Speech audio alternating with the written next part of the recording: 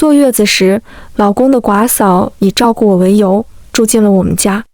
她沉默寡言，却很勤快，勤快到每晚来我们的卧室，每天洗老公的苦茶子。生完孩子之后，加了很多育儿群。一天中午，育儿群突然炸锅，气死我了！我婆婆竟然给孩子喂她的奶，B 这么恶心，也不知道有多少病菌。C 你婆婆是不是有病啊？还是有什么特殊嗜好？ D 这都能忍，果断开撕。我义愤填膺，在群里陪着群友吐槽她婆婆。突然肚子疼，我起身去卫生间，路过客厅时，看见嫂子正靠着沙发，一脸满足地闭着眼，怀中我孩子堂堂的脸正遮掩在她的衣服下。吆喝，吃瓜吃到自己家门口了。我一个箭步上前，将孩子从她怀中抱走。她突然睁开眼，恨恨地盯着我，随即如同变戏法一般，低下头整理了一下衣服，再开口，已如同往常一样，呆板又木讷。我看你在屋里休息，堂堂又闹着睡觉，才不得不这样哄她睡觉。刚才她眼中的恨，仿佛只是我的错觉。接着刚才群里酝酿的情绪，我开口时未留半丝情面。哄孩子有安抚奶嘴，用不着你这样。孩子抵抗力低，谁知道会不会有病菌？他嗫嚅着，满脸煞白，泪珠在眼眶打转。你是说我不干净？我有病？我辛苦伺候你们，你怎么可以这么说我？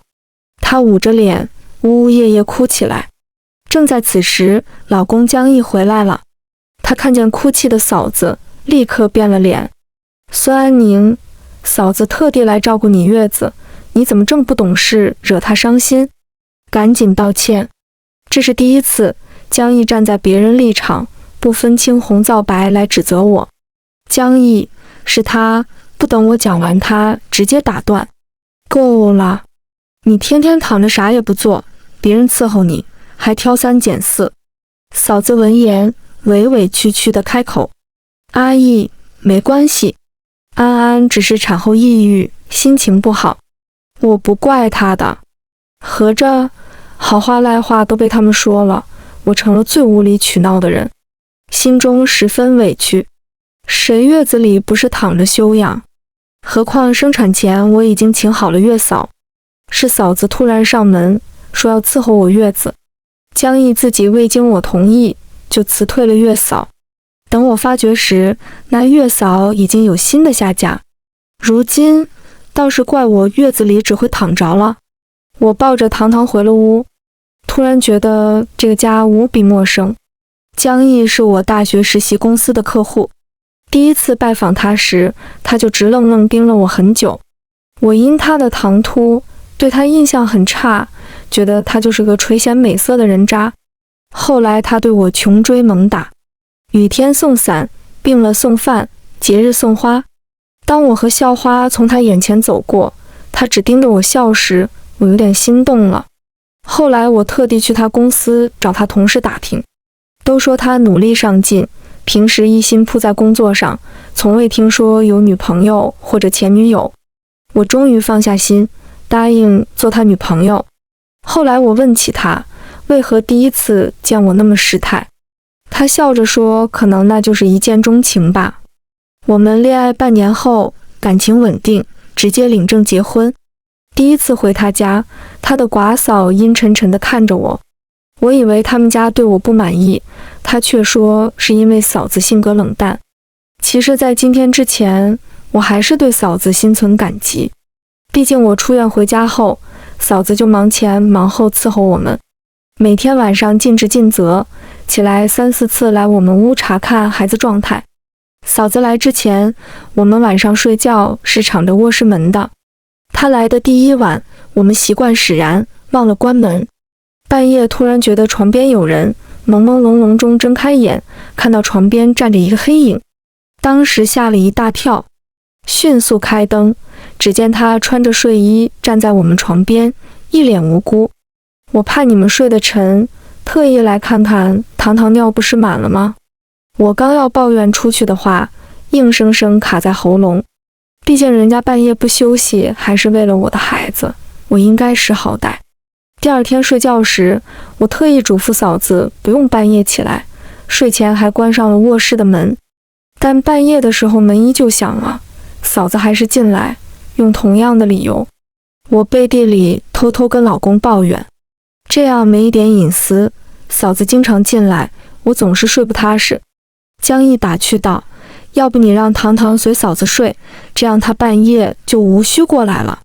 但那是我的孩子，我实在不放心完全交给另外一个人，所以我只能每晚穿着睡衣套装睡觉，默默忍受着嫂子好意的打扰。我想最多忍1个月，后面就好了。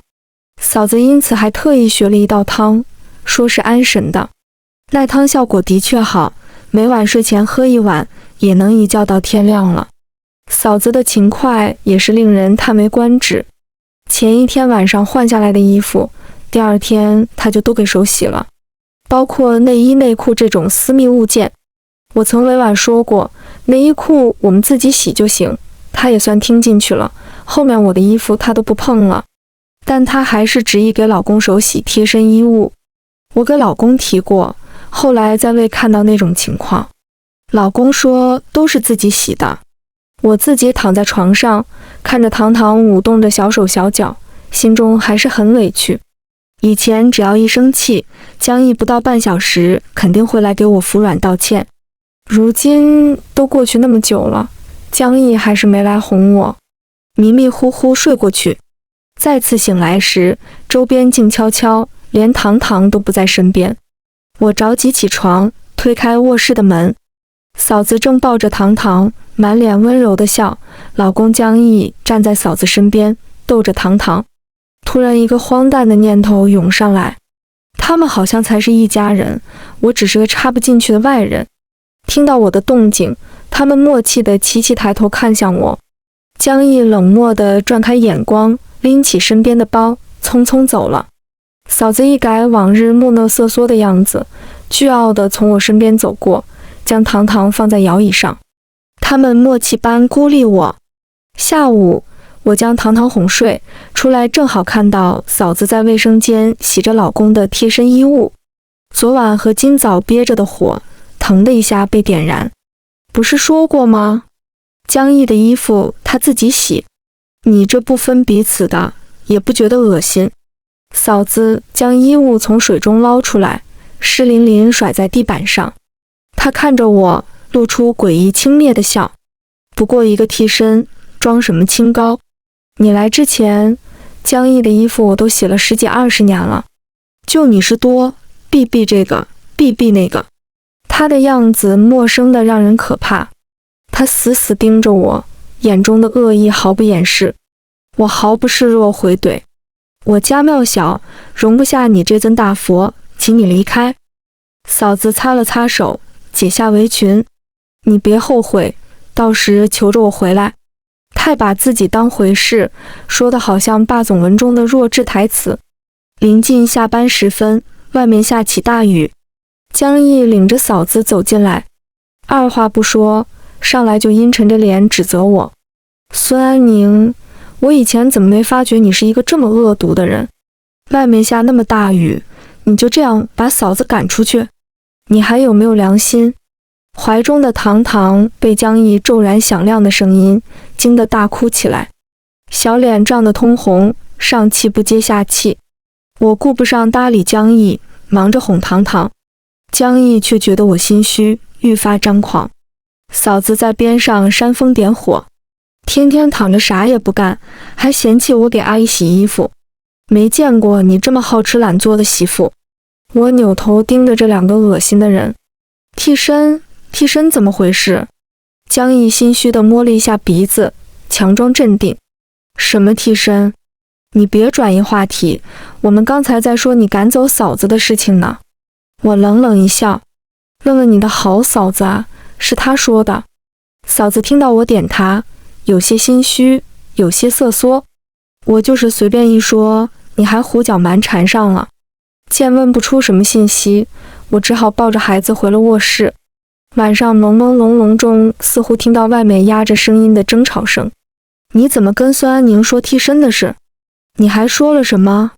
江毅的声音透着一丝烦躁和不耐。嫂子小心翼翼地边哄边试探。阿姨，我没有。你相信我？阿姨，这么多年了，难道你还忘不了安安？江毅的声音突然拔高。哇，我怎能忘？以后在孙安宁面前别多嘴，否则你就回老家待着。江毅一身寒气，抿着嘴进了另一个屋子。嫂子却朝我的方向诡异一笑。她是故意的，她知道我在听。安安是谁？联想起嫂子的话，难道我是安安的替身？第二天，江毅不知是心虚还是因为想起安安，竟然给我这个所谓替身道歉。安安，前2天是我脾气急躁了，你知道我是爱你的，前2天的话你别放在心上。看着眼前深情的男人，再联想到昨晚他的话，我后背起了一层鸡皮疙瘩。我要弄明白安安是怎么回事。江毅走后，嫂子打着哈欠走出来。我不想浪费时间，直接开门见山。安安是谁？他斜着眼，似笑非笑。我不知道，你想知道为什么不问江毅？你喜欢江毅吧？我这个人最喜欢刺别人内心最深处的隐秘。嫂子肉眼可见的慌张，随即掩饰般强称：你告诉我安安是谁，否则我就将嫂嫂喜欢小叔子宣传的人尽皆知。嫂子别过头，满心不甘。江毅有一个本子，你找找，里面有答案。我突然想起书房中那个上锁的抽屉，当时江毅说那里存放着公司商业机密文件，让我轻易别碰。趁着嫂子和江毅外出的时候，我偷偷打开了那个抽屉。抽屉中一个泛黄的本子，里面夹着一张老照片，相片里3个人，一个和陈人长得有点像的男人和一个眉眼清秀的女生深情对望，而身边的陈人则默默地盯着那个女生。那女生眉眼间像极了我。本子的内容似乎是一本日记，零星杂乱的内容显示了写日记的人复杂的内心。6月6日，我看到安安和大哥躲在屋子背后搂抱亲吻，安安粉面桃腮，煞是好看，可惜她的好看不属于我。6月15日，大哥说要去大城市打拼，半夜时分，身旁的大哥偷偷起身，钻进了安安的房间。我站在安安的窗边，听着木床摇晃的声音，直到天亮。6月20日，大哥走了，我好开心。安安是不是能看到我了？后面有很长一段时间的空白，再次有记录的时间已经是1年后了。安安走了，说要去找大哥，我很不开心，因为我有很长时间看不到他了。安安说找着大哥了，但大哥已有他人。安安很伤心，我很想安慰他。安安喝醉了酒，看见他粉红的脸庞，我控制不住自己，他是如此甜美，木床摇晃的声音原来这么好听。安安，我不是你弟弟，你为什么不能看看我？你是属于我的，谁也抢不走。日记到此又断了，再往后翻，又有一些内容。安安怀孕了，是我的，我好开心，这样我们是不是就永远在一起了？安安，我爱你。日记到此终止了。我又往后翻了翻，本子的最后几页，再次震惊了我。安安回来了，真好。后面每页内容都是关于我。最开始是我的照片，各种场所的照片，后面标注着我的年龄、身高、体重、工作等个人信息。随着本子的翻阅，当中详细记录着我的兴趣、爱好、喜欢的食物、爱看的书籍等等。我从不知道，原来有人比我自己更懂我。本子记录的时间截止到3年前的情人节。那天我和江毅确定了恋爱关系。原来这段感情从一开始就是欺骗，我只是一个替身，安安的替身。那往日里情到深处时，声声深情的呼唤，叫的是他不是我。他们甚至还有一个孩子。我反胃的开始恶心。江毅，你骗得我好惨，我一定要离婚。我默默坚定自己的想法。晚上，江毅回来时，我将离婚协议扔到他面前。江毅，我们离婚吧。他动作一僵，又慢条斯理脱下外套。他逃避着我的话题。安安，你怎么了？心情不好，还是觉得老公对你疏忽了？他掏出一张卡，递到我面前，卑微又讨好。你要是心情不好，出去逛逛街，想买啥买啥。我们之间还有糖糖，怎能轻易说离婚？想起糖糖，我心中一片黯然。单亲家庭的孩子，总比在算计和谎言的家庭长大强。江毅，我知道安安。他猛地抬起头，眼神尖锐看着我。你翻我抽屉了？我拿着那个本子，毫无被抓包的愧疚。江毅，戏演得不错，可惜我不是安安，我是孙安宁。此时我想通了所有，难怪当时交往时，我跟他说可以叫我宁宁，但他却偏偏执拗地喊我安安。他说他跟别人总是不一样的，他是想我成为他心中那个安安。如此，当年的一见钟情也是个笑话，他当时看的是安安，并非我。江毅突然上前，紧紧抱着我。安安，我不允许你离开我。我和我们的孩子要永远在一起。你如果看嫂子不顺眼，我明天就将她送回老家。我感到一阵黏腻的恶心。余光中，嫂子惨白了脸。为防止我跑掉，江毅将工作带回家，一天24小时待在家里，陪在我身边。嫂子如同霜打的茄子，十分安分，不再对我找茬或者挑衅。堂堂满月的第二天，嫂子罕见地跟我道歉并辞行。安宁，这段时间发生很多事，希望你不要放在心上。我今天计划回老家，我走后你和阿姨好好过日子。他说的情真意切，仿若之前发生的事都是一场梦。这一段时间，江毅都待在家中，对我言听计从，对堂堂的照顾亲力亲为，周围的朋友都说他是一个好丈夫、好父亲。看着堂堂可爱的小脸，我陷入了犹豫和矛盾。逝者已矣，我是否要纠结过去，执意离婚，还是睁一只眼闭一只眼，难得糊涂，给孩子一个有爸爸有妈妈的家庭？江毅似乎看到了我的犹豫和软化，拼命对我示好，赌咒发誓。不，如果你不喜欢，以后我可以叫你宁宁。宁宁，只要你不离开我，我保证会一心一意专心对你。如果你不相信，我可以将公司股份转一半给你。见他如此真诚，我勉为其难接受了他的股份和道歉。从此我们的生活似乎回到了正常轨道。江毅外出工作养家，我在家照顾孩子。但1年后，这短暂的平静被打破了。堂堂1岁生日，江毅原本和我约好带孩子去郊区的温泉酒店给孩子过生日，谁知半路上突然接了一个电话，随后将我们放在高速加油站。宁宁，公司有点急事，我去处理一下，很快就回来。可他这一走，就再无音信。等到中午的时候，我给他电话，他如同平常一样安慰我，说事情比较棘手，还需要一阵子。但下午再拨过去，电话不是挂断就是忙音。我抱着糖糖傻傻在加油站等了好几个小时。有时候人倒霉了，喝水都会呛着。等着的时候，突然狂风暴雨大作，而糖糖的衣服都在车上，被江毅带走了。不知是不是被风吹着了，糖糖开始发烧。我万般心焦，无奈之下恳求加油站的工作人员送我一程。医院里，糖糖烫得通红的脸，小手紧紧抓着我，看得我都心碎了。出来缴费的时候，我却意外看到一个人，江毅。他不是一个人，而是扶着一个女人。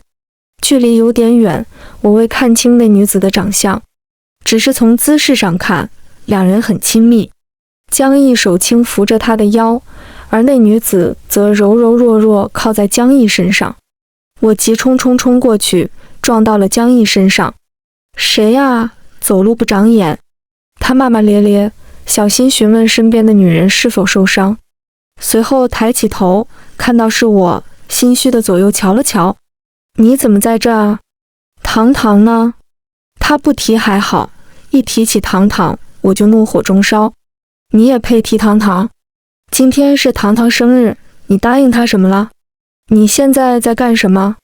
江毅眼神闪了闪。公司同事受伤了，他在这个城市没有亲人，所以找上我，只有我能帮他了。我转头看向他所谓的同事，白净小巧的脸，大大的眼睛，一对柳眉似蹙非蹙，很惹人怜爱。这张脸像极了一个人，或者准确来说，更像那张老照片上的安安，连同眉尾那颗痣的位置都一模一样。难怪江毅会慌乱，会丢下我们母女，原来是因为他。在我正愣期间，那女子突然捂着肚子，脸色煞白。安安，你怎么了？安安，真是好巧。江毅娶我，江毅如今重视他人，皆是因为那个人，那个久远的，我快要忘记的人。安安，江毅对糖糖的生病很愧疚。接下来2天都在家陪着孩子，只是我和江毅之间却陷入了长久的冷战。我从医院给孩子拿药到家时，眼前的一切震惊了我。只见江毅的女同事陈安正穿着我的家居服，抱着糖糖，他们一起的模样像极了一家3口，也勾起了记忆深处已经模糊的一幕。当年江毅和他嫂子一起抱着糖糖的样子。谁让你来我家的？不经我同意，怎好意思穿我的衣服？江毅率先走来，挡在陈安前面。宁宁，来者是客。你怎么这么没礼貌？安安只是来看孩子好了吗？陈安梳着麻花辫，特别清纯。刚才因为想抱糖糖，所以特意换了软和的衣服。如果姐姐介意，我脱了就是。江毅一把抓住陈安，脱什么脱？穿着，我看他能怎样？能怎样？对付渣男我还能怎样？只能离婚远离。江毅，离婚吧。江毅脸色骤然难看。我不同意离婚。离婚了，糖糖怎么办？我冷笑连连。你现在想起糖糖了？早干什么去了？糖糖还不到2岁，自然是跟着我。陈安在边上隐隐得意，隐隐给我比着唇语。滚吧！我上前拽着陈安的头发，就给了2个耳光。这是你们欠糖糖的，狗男女！因为你们让糖糖生病，现在还恬不知耻，在孩子面前秀恩爱。糖糖看到我们3个剑拔弩张，吓得哭起来。明天民政局见，谁不去谁是孬种。我抱起糖糖，毫无留恋走出了家门。第2日，民政局门口，江毅光明正大牵着陈安的手。这算什么事？等离婚证拿到手那刻，我终于如释重负，吁出一口气。1年前，糖糖满月那天晚上，嫂子来找我。你是真心想离婚？我无所谓，笑笑，就算离婚，也轮不到你。江毅眼中没有你。他强自辩解，就算他眼中没有我，但我也会以嫂子的身份、亲人的身份，永远陪伴在他身边。我故意讽刺他，如此在他身边，看着他和别的女人亲热恩爱，你难道一点不难过？唉，要是你是安安的样子就好了。你也知道，江毅心底喜欢的那个人一直是安安，就算我，也不过一个替身而已。既然是替身，谁是替身还不一样，只要长得跟安安一样。现在科技这么发达，也不知道能不能彻底改变一个人。嫂子若有所思，黑暗中眼睛越来越亮，带着狂热和期盼。第2天他来跟我们辞行，我就知道他上钩了。他刚走，我就偷偷找了私家侦探，跟着他。这1年中，我看着他频繁出入整形机构，样子一点一点改变，变得越来越像安安。直到他再次出现在我面前，他说他叫陈安。江毅爱安安深入骨髓，嫂子对江毅痴迷疯狂，两个有病的人就该锁死在一起，免得祸害别人。可惜替身永远是替身，成不了正主。就算皮囊再怎么相像，内在的东西是改变不了的。他们的矛盾很快出现了。听说我和江毅离婚后，他俩很快领证结婚。婚后两人也属实甜蜜了一阵子。因为有共同的孩子，所以离婚我并未删掉江毅的联系方式。他的朋友圈那阵子天天秀恩爱，俗话说秀恩爱死得快。果然不到半年，他的朋友圈不再更新。因为我凭借手中江毅公司的股权进入了他的公司。江毅与我抬头不见低头见，远香近臭，距离产生美。半年未见，江毅再见到我，突然被震撼。这半年我努力减肥、健身，学着打扮自己。如今我是一个活力满满的职场女性。江毅上班借着工作，下班借着孩子，瞅着空的跟我套近乎。一日下班后，因为还有一些数据未核对完，我和江毅正专心核对着销售数据，突然会议室的玻璃门被拍得震天响。孙安宁，好马不吃回头草，你都离婚了，干嘛还对江毅死缠烂打？陈安隔着门愤怒地盯着我们，似乎我们真做了什么见不得人的苟且。江毅给我打了个继续的手势，他开门出去，想拽着陈安离开，奈何陈安却趁机冲进会议室，拿起桌上的材料一下子撕掉，散发满天飞。臭不要脸，狐狸精，专盯着别人的老公，赶紧从公司滚蛋，否则我日日来闹，让你身败名裂。我低着头，委委屈屈。江太太，你是不是误会什么了？我和江总只是沟通工作。我噙着满眼的泪，比电视上的绿茶小白花演技还精湛。江总，对不起，给你生活造成困扰了，要不将我调到下面公司？江毅上前挡在我面前，指着陈安，你能不能别胡思乱想？我们只是工作关系。陈安却突然崩溃，大喊大叫，你说我乱想？那你怎么不接电话？你怎么没说孙安宁到公司上班？还不是你心中有鬼，你是不是对他余情未了？江毅，我告诉你，有我没他，有他没我。江毅有片刻眼神的躲闪，我不接电话是因为你太烦了，每时每刻都在打电话查岗，我是人，需要自由，能不能给我点空间？陈安泪流满面，好不狼狈。你说我烦？我事事以你为先，时时惦记你，你却说我烦。他低下头喃喃自语，肯定是你，孙安宁，是你教唆江毅这么对我，你嫉恨我夺走了江毅，对不对？我撕了你这个贱人！陈安突然冲上来将我推倒，仓促间我手腕撑地，一下子伤着了。江毅见此，上来扶着我要去医院。江毅，你今晚要是跟他走，我现在就死你面前。江毅望着我，无奈地烦躁地松了松领带。江总，我自己可以。